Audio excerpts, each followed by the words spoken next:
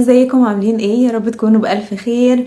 فيديو النهاردة هنتكلم عن ازاي ان احنا نحافظ على بشرتنا، ايه هي انواع البشرة، ازاي ان احنا بشرتنا تبقى في احسن حال ونحافظ عليها، وكمان ازاي ان احنا نستخدم المنتجات بتاعة البشرة.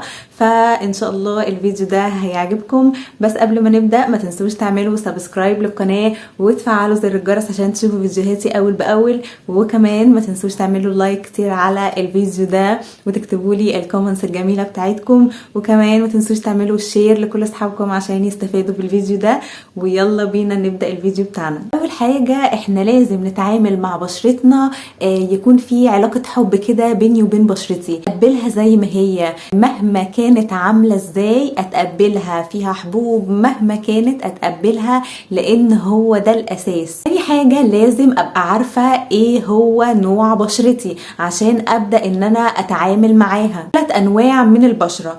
اول حاجه البشره الدهنيه، تاني حاجة البشرة المختلطة، وتالت حاجة البشرة الجافة، والبشرة العادية، والبشرة الحساسة. البشرة الدهنية هي البشرة اللي بيبقى فيها زيوت كتير، يعني من الاخر كده البشرة بتبقى مدهننة، هي دي البشرة الدهنية. بحس كده وشي على طول بيلمع زيوت، مش بيلمع مثلا مية او عرق، لا بيبقى زيت. تاني حاجة وهي البشرة المختلطة. البشرة المختلطة بيبقى فيها أجزاء دهنية وأجزاء جافة، بتبقى كمان المنطقة اللي هي دي وهنا في القورة والمناخير والجزء ده كده، الجزء ده كده بيبقى مدهن مزيت، وبقية الوش بيبقى جاف. فهي دي البشرة المختلطة. البشرة الجافة بتبقى طبعا معروفة كلها جافة، بيبقى دايما الوش ناشف وباهت،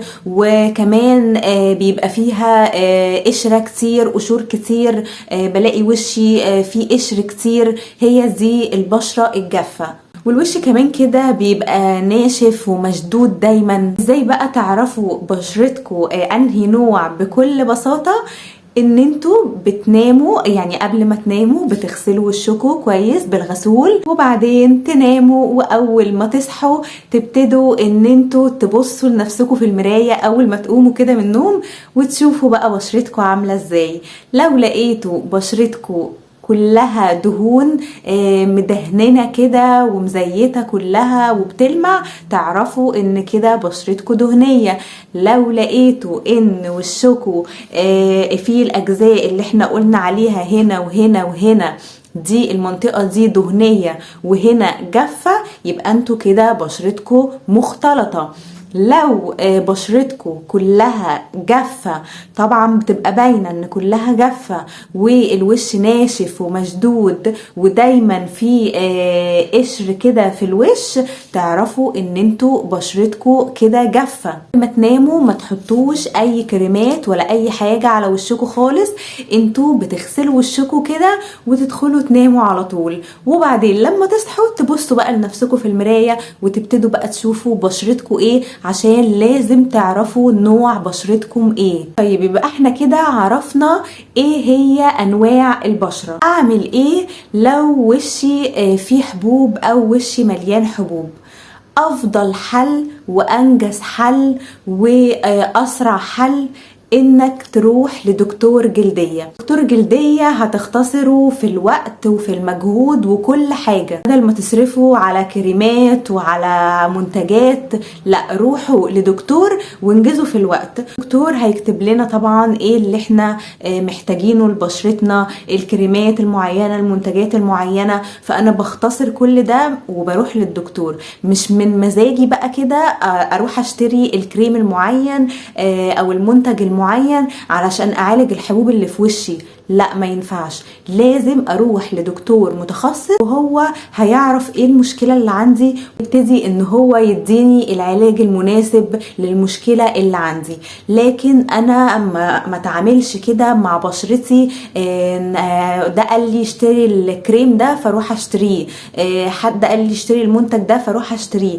لا، بشرتنا بالذات ما نلعبش مع بشرتنا ونشتري اي منتجات اي حد يقول كلنا عليها، البشرة بالذات لا، انا بروح لدكتور متخصص وهو اللي هيقول لي اتعامل ازاي مع المشكلة اللي عندي. وما استعجلش بقى على النتيجة، مش انا بقى خلاص رحت للدكتور فخلاص بقى انا مستعجلة، انا عايزة بقى كمان اسبوع خلاص الحبوب تختفي وبشرتي دي تبقى زي الفل. لا، ما ينفعش. البشرة بالذات بتاخد وقت في العلاج، البشرة بالذات غير الشعر غير اي حاجة، البشرة بتاخد وقت. يعني الموضوع اقل حاجة في البشرة من 6 شهور لسنة عشان ابتدي ان انا اشوف نتيجة.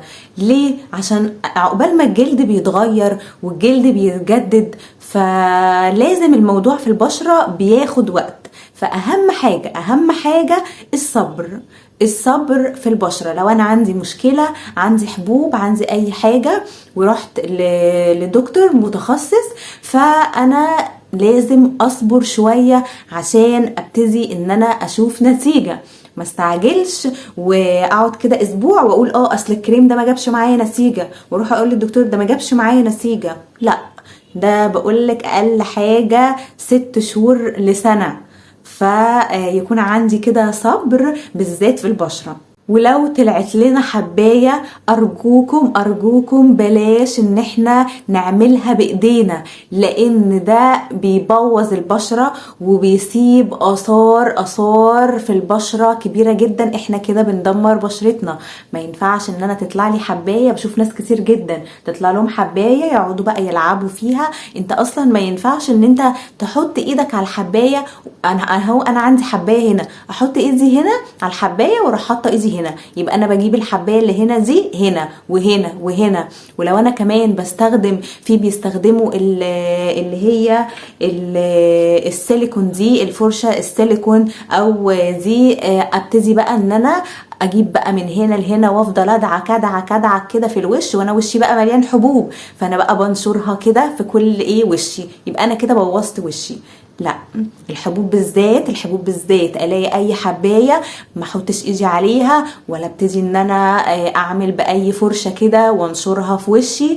ما ينفعش خالص، بالذات الحبوب نخلي بالنا. وما ينفعش ان انا اعملها بايدي، انا كده ببوظ وشي وبدمره. ولو انا طبعا عندي مشكلة معينة في البشرة، الدكتور طبعا بيكتب لي مثلا على سيرم معين مناسب للمشكلة اللي في بشرتي. نيجي بقى للحاجات اللي لازم تعملوها علشان بشرتكم تبقى في احسن حال وتحافظوا عليها وتبقى ناعمة كده وحلوة وشبه البيبي كده وزي القمر.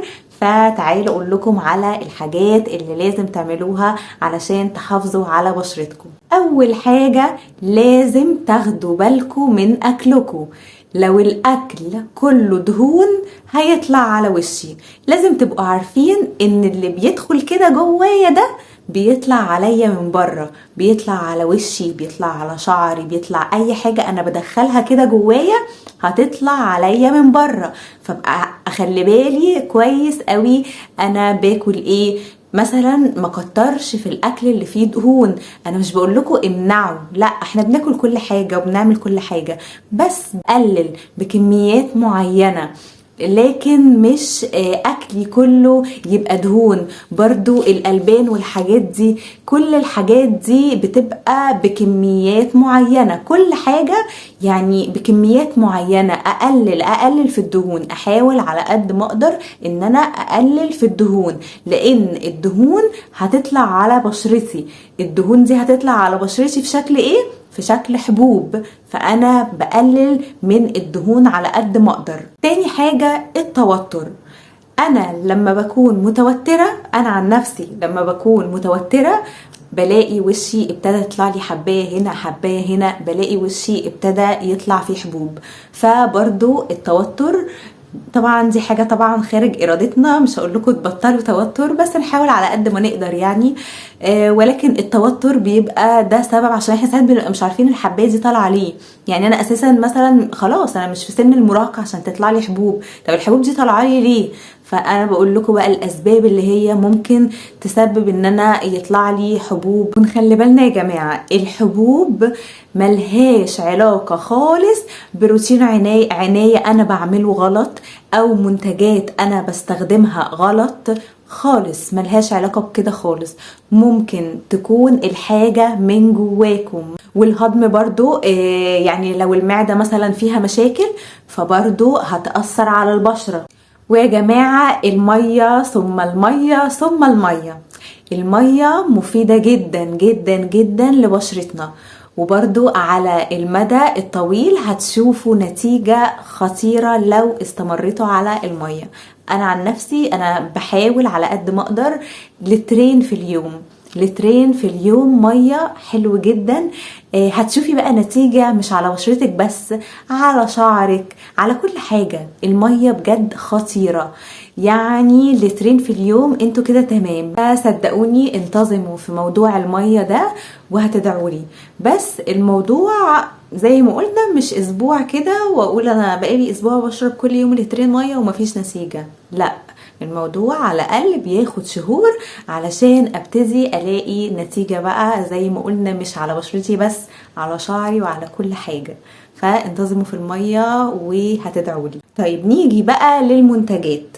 في المنتجات السن بيفرق جدا في المنتجات اللي احنا بنستخدمها، يعني مش كل المنتجات بتنفع مع كل الاعمار، وكل ما سنكم يكون صغير كل ما انتوا بتقللوا المنتجات اللي انتوا بتستخدموها. حاولوا على قد ما تقدروا ما تكتروش منتجات على وشكم قوي، يعني لان انتوا كل ما انتوا بتكتروا منتجات على وشكم وكريمات والكلام ده بالذات البشرة، كل ده هيأثر بالسلب. ما يبقاش السكين كير روتين بتاعي مش عارفة كام كريم وكام، لا لا لا خالص، حاجات بسيطة جدا بالذات على البشرة، لان البشرة كل ما انت بتكتري المنتجات عليها كل ما ده هيأثر بالسلب عليها. انت بس تستخدمي الحاجة اللي هي اللي البشرة محتاجاها وبس، لو عندك مشكلة تعالجيها وبس، مش هقعد اكتر بقى في سكين روتين واكتر منتجات على بشرتي، لا كل ده غلط.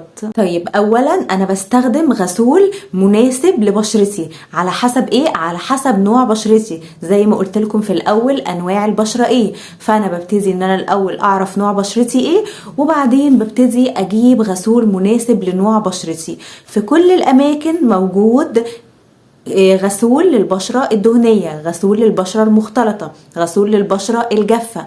ففي كل الأماكن مكتوب إن ده الغسول ده لأنه بشرة بالظبط. فأنا ببتدي أجيب غسول مناسب لنوع بشرتي، وأي غسول أنتوا تحبوه. أنا عن نفسي بستخدم الغسول ده، بحبه جدا وبستخدمه. أنا بقول لكمش تستخدموا ده، لا، الغسول اللي أنتوا على حسب طبعا نوع بشرتكم، فأنتوا بتجيبوا الغسول اللي هو مناسب نوع بشرتكم. لكن انا عن نفسي بستخدم الغسول ده ومرتاحه معاه جدا بقالي فتره. وزي ما قلت لكم انا بستخدم الفرشه دي، جميله قوي، موجوده برده في اماكن كتير، بتبقى من هنا كده سيليكون ومن هنا كده بالشكل ده، فبرده حلوه قوي. بس زي ما قلت لكم نخلي بالنا، لو انا عندي حبايه، لو انا عندي اي حاجه، ما اقعدش اعمل كده لان كل ده هينتشر في بشرتي. انا بشرتي صافيه ما فيهاش حاجه، خلاص ببتدي ان انا استخدمها عادي وابتدي انشر في وشي كده. لكن عندي اي مشكله لا ما استخدمهاش، فنخلي بالنا قوي من النقطه دي. طيب انا خلاص دلوقتي كده غسلت وشي بالغسول، بعمل ايه بعد ما اغسل وشي بالغسول؟ ما اطلعش بقى كده واسيب بقى. انا لما بغسل وشي بالغسول بتبقى مسام بشرتي مفتحه، فمسام بشرتي مفتحه دي انا لازم اقفلها بحاجه. بقفلها بايه؟ بقفلها بالتونر. التونر في انواع تونر كتير، ممكن برضو تستخدمي اي نوع انت بتحبيه، او بديل للتونر مية الورد. انا عن نفسي برضو بستخدم مية الورد دي، او اي مية ورد عادية بتستخدميها، بحطها على بشرتي بعد ما اغسل وشي بالغسول، بحطها على طول على بشرتي. بحس بقى، بصوا بصراحة يعني مية الورد دي انا بقدرش استغنى عنها، بتديني ترطيب ولمعان، وفعلا بحس وشي كده هدى بعد ما غسلت وشي بالغسول. لا وشي هدى ومسام وشي كده اتقفلت، فمية الورد تحفة. وممكن برضو ان انتي تمشي كده تلجاية على وشك، برضو هتقفل مسام وشك، والتلج حلو قوي برضو للبشرة. تعملي كده مساج كده للبشرة وتمشي كده تلجية على بشرتك، حلوة جدا. خلي بالكم لازم نقفل مسام وشنا بعد ما نغسل وشنا وننضفه، لان لو ما قفلتيش مسام وشك كل يعني ولا كأنك عملتي حاجة، كل البكتيريا هتدخل تاني في وشك، يبقى انت ولا كأنك نضفتي وشك ولا كأنك عملتي اي حاجة. فلازم بعد ما تغسلي وشك بالغسول تقفلي مسام وشك بمية الورد او بالتونر او بتلج، باي حاجة من دول. ثالث حاجة المرطب، لازم نرطب. يبقى انا بعد ما بغسل وشي واحط التونر لازم ارطب بشرتي باستمرار. البشرة دايما تكون مترطبة، خصوصا لو بشرة جافة. ما تسيبيش بشرتك كده ناشفة ومشدودة وفيها قشرة، لا، لازم البشرة، وخصوصا في الشتاء كمان البشرة بتبقى محتاجة فعلا انها تترطب. فاستخدمي اي مرطب انتي بتحبيه او بترتاحي له، برضو على حسب نوع بشرتك، وتحاولي على قد ما تقدري انك ترطبي بشرتك باستمرار. وما ننساش ان احنا نرطب منطقة العين كويس قوي، عشان امنع هنا ان يظهر لي بعد كده هنا خطوط او تجاعيد او اي حاجة. فانا لازم ارطب منطقة العين، فبستخدم الاي كريم. برضو مهم جدا ان انا استخدمه، عشان في ناس كتير قوي بتنسى انها ترطب العين وانها تستخدم الاي كريم. وما ننساش كريم الشمس مهم جدا، عشان في ناس بتنسى كريم الشمس ده. يعني في ناس معتقدة ان كريم الشمس ده للمصيف بس، لا، كريم الشمس ده طول ما انتي نازلة هتتعرضي لشمس، فلازم ان انتي تحطي كريم الشمس قبل ما تنزلي بنص ساعة، علشان ان هو يبتدي يعمل مفعول معاكي. لكن كريم الشمس ما ننساهوش صيف وشتاء، مش للمصيف بس، لا، كريم الشمس ده انا بستخدمه قبل ما اتعرض للشمس، دايما لازم استخدمه. ليه؟ لان انا بحمي بشرتي من حاجات كتير قوي، من ان بشرتي يبقى فيها بقع دكنة، حاجات بعد كده انت هتصرفي عليها كتير قوي. فبدل بقى ما تسببي لبشرتك كل الحاجات دي وبعد كده تصرفي مبالغ عشان تعالجي بشرتك، لا، انا احافظ على بشرتي بان انا استخدم كريم شمس قبل ما اتعرض للشمس، بدل ما بعد كده اندم واصرف كتير على بشرتي اللي انا بوظتها لما نزلت للشمس ووشي باظ. وحاولوا استثمروا في وشكوا، في السكين كير بتاعكم، في العناية بالبشرة، مش في الميك اب. انا لو عندي حباية ما اروحش اشتري كونسيلر عشان اخبي الحباية، لا، بدل ما اشتري كونسيلر عشان اخبي الحباية، لا، انا عالج الحباية دي واهتم ببشرتي. فبدل ما اصرف المبالغ الكتير على الميك اب، لا، استثمر فلوسي دي في حاجة مفيدة، اللي هو السكين كير بتاع البشرة. ونخلي بالنا ما ننامش ابدا بالميك اب قبل ما ننام. قبل النوم انا لازم بغسل وشي بالغسول واحط التونر وبعدين احط المرطب وانام لو في السكين كير بتاعي وانام. لكن اوعوا تيجوا كده من بره بالميك اب وتروحوا نايمين بالميك اب، هتقوموا تلاقوا وشكوا ده بايظ وحبوب، انتوا كده بتدمروا بشرتكم. فما نمش ابدا بالميك اب واشيل الميك اب قبل النوم. وما ننساش بقى ان احنا الشفايف دايما وبالذات في الشتاء الشفايف بتبقى مقشره وجفاف، فما ننساش الليب بالم او زبدة الكاكاو، اي حاجة انت بتستخدميها. انا بستخدم الليب بالم ده تحفة، على طول كده في الشتاء باخد وعلى طول بحط في الشتاء. فما ننساش الليب بالم بتاعنا، ونهتم برضو بشفايفنا ونعمل لها مثلا سكراب، اللي هو حتى السكراب العادي اللي هو مثلا سكر وعسل.